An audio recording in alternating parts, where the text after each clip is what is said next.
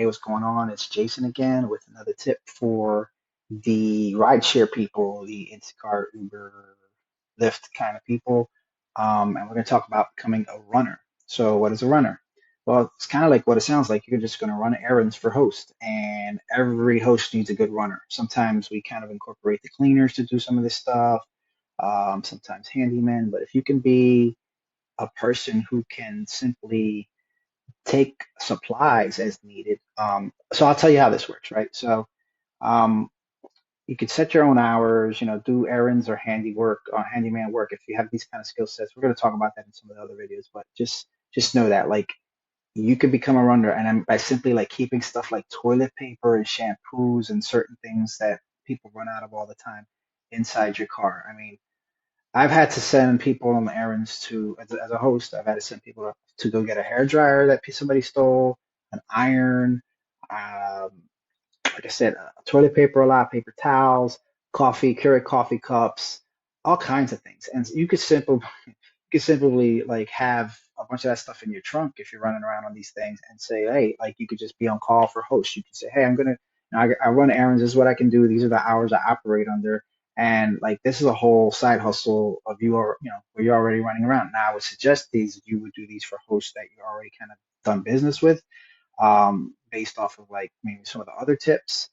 That's the easiest way to incorporate this into your repertoire of side hustles. But all right, so basically, like I said, what it is you're just basically going to become a part-time errand runner with services specific to Airbnbs. Like I told you, just random articles or just be able to run to Walmart for something.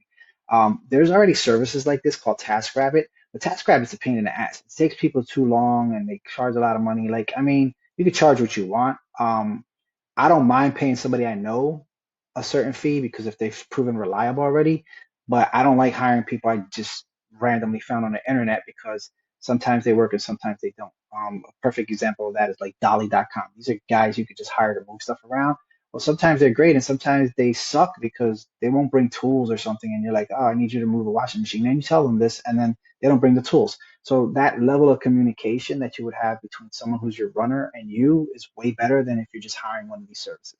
Yes, they exist, plenty of them out there, but like guys like me don't want to have to call 20 people, go all over all these resources. They want to know that they can call one of three people and that person's going to do it. Like for me, the guy I used was a Lyft driver. His name was Tom. Shout out to Tom.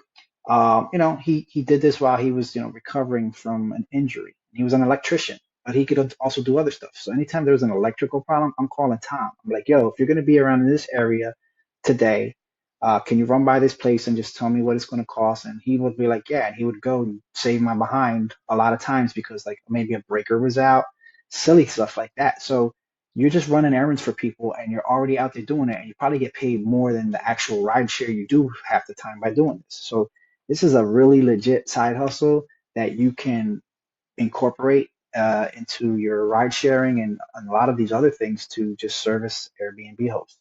So, and it's not hard to get into that world. You just need recommendations for somebody like me, a popular host, or all the resources I gave you in the other videos where you're just joining host groups and saying, hey, if anybody needs errands run, I'm available from these times and this is what I charge.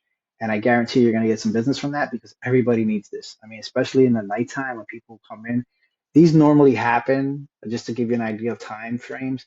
These errands always got to be run like for me, it's like sometime between 4 o'clock in the afternoon and maybe 12 at night. I would cut it off after that. You don't have to do it that late. I'm just telling you, those are the times.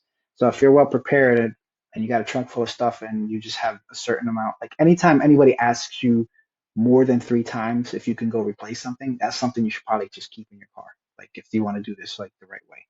Like I said, toilet paper, paper towels, soap, coffee cup, coffee. That's a big one. Like Keurig coffee cup, stuff like that, and just charge the host and say, all right, I'll buy you a whole box, or I'll just go do a quick refill for X amount of dollars, and make a couple of dollars off of it. There's nothing wrong with that as long as you got a good relationship. So that's that's bonus way number three, and of another way that you can be of great service to Airbnb hosts and have a nice little side hustle to add to your other side hustle. Side hustle world, baby. All right, that's it for this one, and I'm on to the next.